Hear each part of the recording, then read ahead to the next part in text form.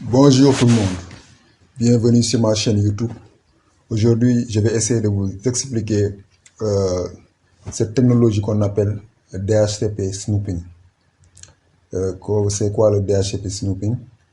Avant de parler de DHCP snooping, je vais essayer de vous faire un petit rappel sur le protocole DHCP.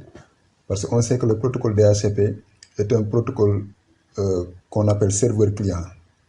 Il y a un serveur qu'on appelle DHCP, c'est lui qui en quelque sorte fournit des configurations IP aux clients qu'on appelle client DHCP. Par exemple, il y a cette procédure qu'on appelle la procédure de DORA. Je pense que je l'ai déjà expliqué lors de mes vidéos passées. Cette procédure consiste à 4 paquets, par exemple 4 différents types de paquets qui seront envoyés entre le client DHCP et le serveur DHCP. En premier lieu, le client qui a besoin d'une configuration IP, c'est lui qui envoie ce qu'on appelle le discover paquet.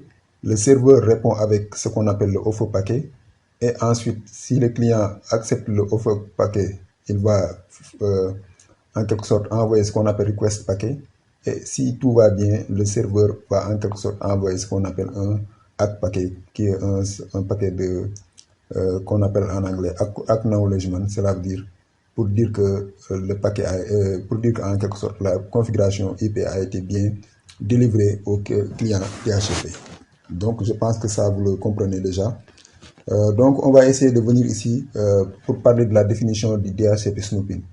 Comme je l'ai écrit ici, le DHCP snooping est une mesure de sécurité sur le commutateur qui permet d'empêcher un serveur DHCP espion, je l'appelle espion, ou bien un serveur DHCP pirate, à envoyer des paquets au feu DHCP ou bien des paquets de DHCP au feu. Parce que c'est très important, parce que vous pouvez avoir votre réseau informatique composé par exemple de commutateurs. On sait que par exemple au niveau des périphéries où vous utilisez votre ordinateur, les ports qui se trouvent au niveau de là-bas, par exemple un utilisateur mal intentionné peut en quelque sorte essayer de se procurer un DHCP serveur pour essayer de déstabiliser votre réseau. Donc c'est ça, il faut bien le mettre en tête. C'est la raison pour laquelle DHCP snooping vous permet de parer à cette éventualité.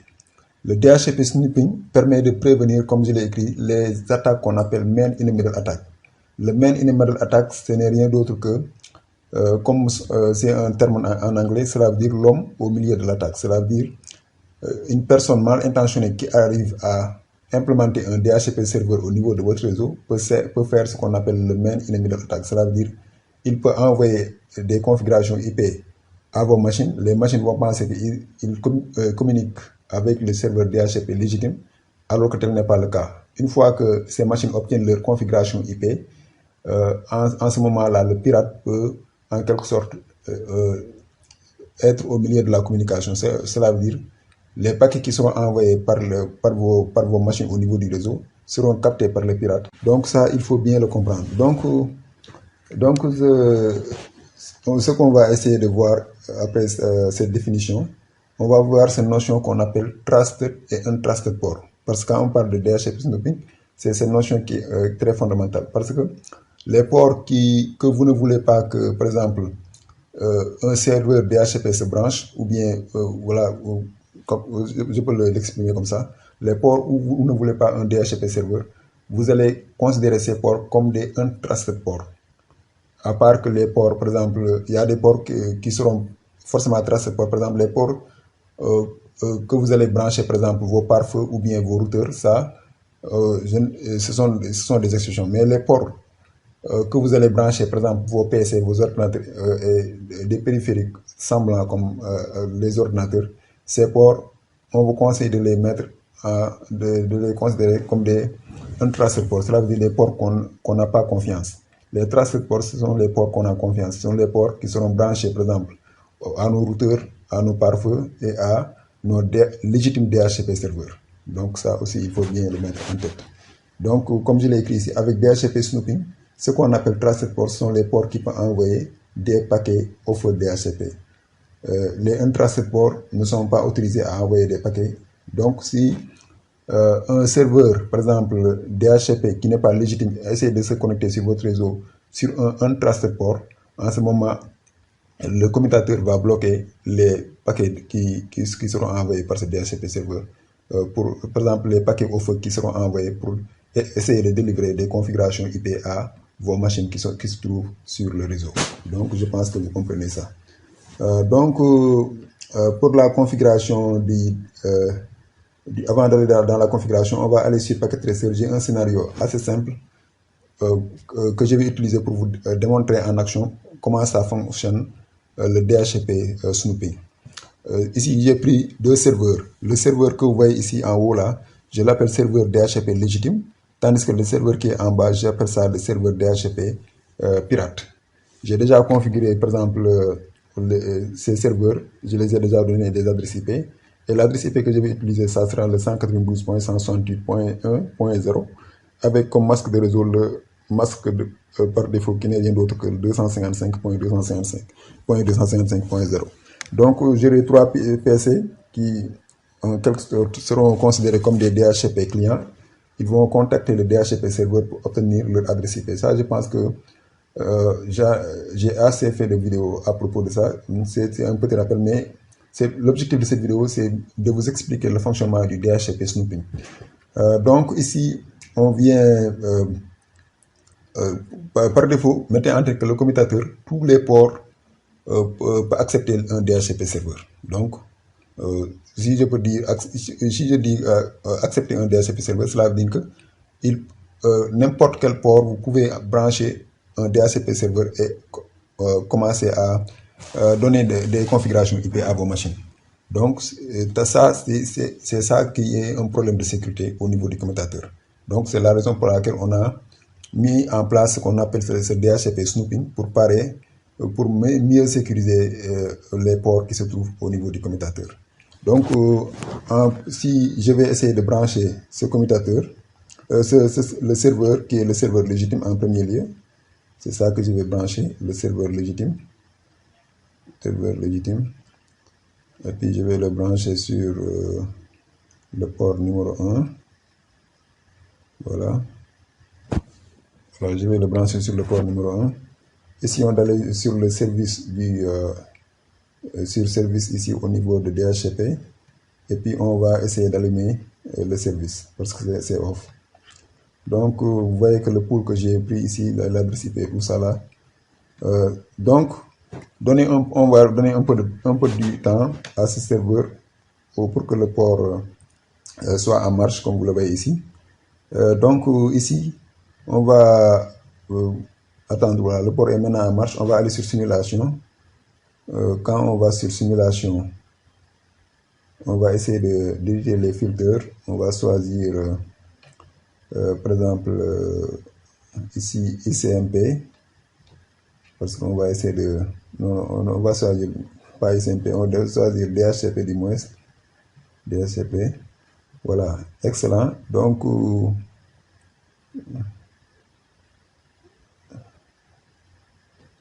voilà, donc c'est ça qu'on fait. Maintenant, on est sur le mode de simulation. On va essayer de venir ici au niveau de PC0. On va aller sur Desktop, IP configuration. Et puis, on va aller sur DHCP, comme vous le voyez. Donc, lui, il est prêt pour envoyer ce qu'on appelle le paquet DHCP, comme vous le voyez. Vous voyez, ça, c'est un paquet qu'on appelle paquet de Discover. Ça, je pense que j'ai déjà expliqué ça. C'est un paquet de Discover. Et puis, puisqu'il n'a pas d'adresse IP, source IP sera composée de 0 et destination IP sera composée de 255. Ça, tout ça, là, j'ai déjà expliqué ça. Donc, c'est seulement pour vous montrer que ce sont ces 3 paquets qui seront envoyés, ces 4 paquets qui seront envoyés entre le serveur et le DHCP client. Et puis, vous voyez que ce sont des paquets de diffusion. C'est la raison pour laquelle ça va aller sur tout le réseau, mais c'est seulement le serveur qui va répondre. Vous voyez que c'est le serveur qui répond à chaque instant que les paquets sont envoyés. Donc, on arrête ici la simulation. On arrête la simulation. Voilà. On revient ici sur le PC. Et puis, on voit qu'effectivement, bel et bien, qu'il a obtenu sa configuration IP. Excellent. Son adresse IP. Donc, on va faire le même on va faire de même pour PC. Cette fois-ci, je ne vais pas aller sur simulation pour PC1. Je vais aller sur, je vais cocher DHCP. Et puis, excellent, il a obtenu sa configuration IP. Je vais faire de même pour PC2. Je vais aller sur desktop, IP configuration, DHCP. Excellent, il va obtenir aussi son adresse IP. Donc, c'est comme ça que le commutateur fonctionne si vous n'implémentez pas ce qu'on appelle le DHCP snooping. Donc, vous pouvez venir brancher votre serveur DHCP et commencer à donner. Donc, ça, c'est ça qui n'est pas qui n'est pas une bonne affaire parce que c'est un problème de sécurité au niveau de votre réseau. Voilà, c'est la raison pour laquelle si vous avez un réseau comme ça, on vous conseille de mettre en place le DHCP snooping. Donc, on va aller sur la phase de la configuration. Je vais essayer de vous montrer la configuration. C'est assez simple. En premier lieu, au niveau du commutateur, vous activez ce qu'on appelle le DHCP snooping en allant sur le mode de configuration globale et vous faites IP DHCP snooping. C'est ça qu'on va faire rapidement. Au niveau de packet tracer, on va venir ici sur le commutateur. On va aller sur le mode de configuration globale. On va dire conft et puis et puis on va dire IP DHCP snooping. Voilà, excellent. Donc ça active DHCP au niveau du commutateur. Donc ensuite, l'étape suivante consiste à désigner les traster ports. Les traster ports, on va essayer de venir ici. Les traster ports qu'on va désigner ici, au niveau de ce scénario, on sait que on veut que seulement ce port-là, parce que pour la configuration du tracer port, mettez que tout ce qui est configuré, tout ce qui n'est pas configuré comme tracer port est considéré par le commutateur comme un tracer port. Donc ça aussi, il faut bien le comprendre. Donc on va configurer ce port-là comme étant un FA01 comme un tracer port. Donc on va essayer de venir ici. Vous allez sur le mode de configuration de l'interface. On va choisir FA01. On retourne ici sur la ligne de commande. Et puis on va dire IP. Attends, je vais essayer d'augmenter un peu la fenêtre. DHCP snooping. Et puis on met la question de marque. Il va dire trust. Voilà. Maintenant, les autres ports qui sont sur le commutateur sont considérés comme ports qui ne sont pas trust. Et qu'on n'a pas, sont considérés comme un trust port. Cela veut dire des ports dont on n'a pas confiance. Donc, on retourne ici sur la présentation. La dernière étape cette étape est très fondamentale parce que c'est cette étape qui fait marcher DHCP snooping. Parce que DHCP snooping, c'est par VLAN. Donc, au niveau de chaque VLAN, vous allez configurer DHCP snooping. Donc, ici, pour cette démonstration, j'essaie d'être simple. C'est la raison pour laquelle je n'ai même pas créé de VLAN. Le VLAN que j'utilise, c'est le VLAN qui est le VLAN par défaut qui existe au niveau du commutateur. Cela veut dire que c'est le VLAN numéro 1. Donc, ici, je vais essayer de retourner sur le mode de configuration globale. Et puis, je vais dire IP DHCP snooping. Et puis, vous mettez VLAN. Et puis, vous mettez VLAN numéro 1. Attends, il devait y avoir de l'espace. Un peu d'espace. Voilà, excellent. Donc maintenant, la configuration normalement, maintenant, DHCP snooping est en marche au niveau du commutateur. Et pour prouver ça là, on va essayer qu'est-ce que je vais essayer de faire? Je vais essayer d'amener, de brancher le serveur DHCP pirate et de désactiver le serveur DHCP légitime pour essayer de voir. Donc, on va brancher ici le serveur pirate. C'est lui qu'on va brancher. On va brancher le serveur pirate. Et puis on va essayer de désactiver.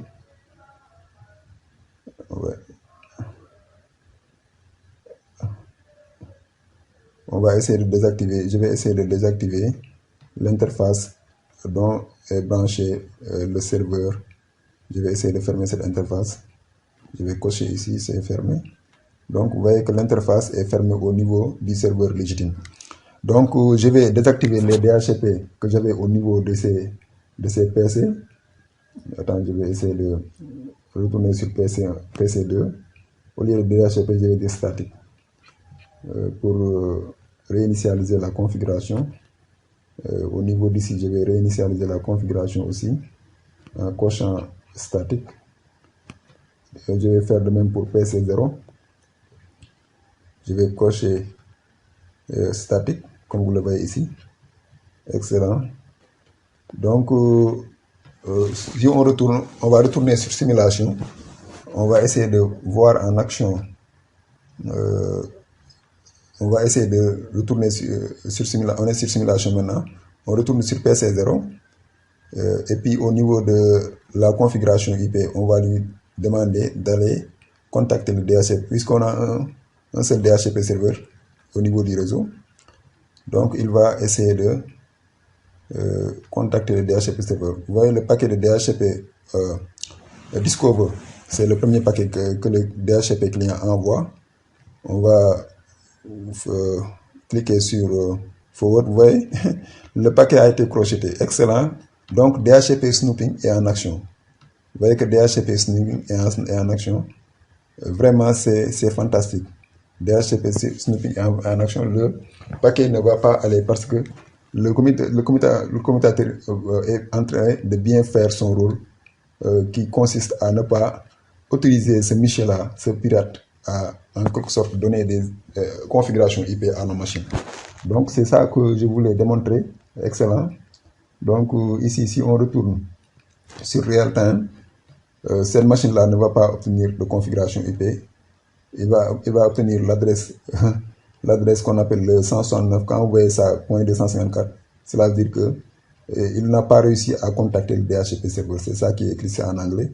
DHCP fail, API is being used. Cela veut dire, ça c'est l'adresse que, quand vous le voyez, cela veut dire que la machine a fait ce qu'on appelle l'autoconfiguration, parce que la machine n'a pas la possibilité de contacter le DHCP serveur. Donc il se procure une adresse IP il se procure une adresse IP, comme vous le voyez sur la démonstration. Et puis dernièrement, on peut venir ici pour faire la vérification, les commandes de vérification dont vous avez besoin. Par exemple, vous pouvez faire ce qu'on appelle show IP DHCP snooping. Ça, c'est pour essayer de le faire au niveau du commutateur. Au niveau du commutateur, on va dire show IP DHCP snooping. Voilà. Donc il va nous montrer quelques informations ici. Essayons d'agrandir un peu la fenêtre. Vous voyez, il dit DHCP snooping is enabled. Cela veut dire c'est activé parce qu'on l'a activé. Et puis il va vous donner les VLN sur lesquels DHCP snooping est activé. Comme pour cet exemple, je vous ai dit que je n'ai pas créé de VLN. Donc ça sera, on a seulement configuré VLN1, VLN1 au niveau pour l'activation de DHCP snooping, comme vous le voyez ici. Donc c'est ça. Et puis au niveau de l'interface, les interfaces qui sont des trusted ports, comme je vous l'ai expliqué sur la présentation, on voit qu'on a seulement l'interface FA0/1. Donc on va essayer de faire la deuxième commande qui nous permet de voir ce qu'on appelle DHCP snooping binding, parce que ça, ce n'est rien d'autre qu'une base de données que le commutateur nous fournit sur les paquets qui traversent le commutateur pour, en quelque sorte, sur les paquets DHCP qui traversent le commutateur essaie de nous faire une base de données. C'est ça. Avec cette commande nous permet en quelque sorte de voir cette base de données. Donc on va essayer de retourner ici sur le commutateur. On va dire show IP DHCP Snoopy binding. Binding, voilà. Excellent. Quand on fait ça là, il va nous montrer, pour l'instant, il n'y a pas de binding parce que j'ai déjà désactivé le serveur légitime. Si on retourne ici, on active, essayons d'activer le serveur légitime. On va essayer d'activer le serveur légitime. Je vais essayer de retourner sur le port, sur ce port-là, FA0/1. Je vais essayer de d'allumer ce port. Je vais cliquer sur On. Voilà. On va lui donner un peu de temps. Donc, normalement, PC2 qui ne pouvait pas obtenir une adresse IP, voilà, les PC qui ne pouvaient pas obtenir d'adresse IP, par exemple PC2 et PC1 et PC0, même si on vient ici sur PC0, on va essayer d'aller sur DHCP pour essayer de voir. Voilà, vous voyez, excellent, il a obtenu. On va faire de même pour PC1, DHCP. Donc, ici, si on retourne pour la commande de visualisation, on va essayer de cliquer sur le commutateur. On vient sur la ligne de commande et puis on va essayer de sortir d'ici pour venir sur le mode privilégié, Show IP DHCP Binding. Vous voyez, excellent. Donc, c'est ça la base de données dont je vous disais. Tous les adresses IP qui ont été en quelque sorte délivrées par le DHCP serveur auront une base de données au niveau du commutateur. Ça, c'est excellent. Et puis, la base de données consiste à l'adresse IP qui a été délivrée, à l'adresse MAC de la machine. Et vous voyez, il dit que c'est DHCP snooping qui nous a permis en quelque sorte d'obtenir toutes ces informations. Et puis le VLAN auquel l'adresse IP ou bien la machine appartient, vous voyez tout ça là, et l'interface sur laquelle la machine est branchée. Donc tout ça là sont des informations très capitales qui permettent en quelque sorte au commutateur de surveiller la délivrance en quelque sorte des adresses IP par le DHCP serveur avec le DHCP snooping. Donc grosso modo c'était ça l'objectif de cette vidéo. Je pense que vous avez appris quelque chose. Je vous remercie de l'avoir regardé et je vous donne rendez-vous à la prochaine. Merci beaucoup.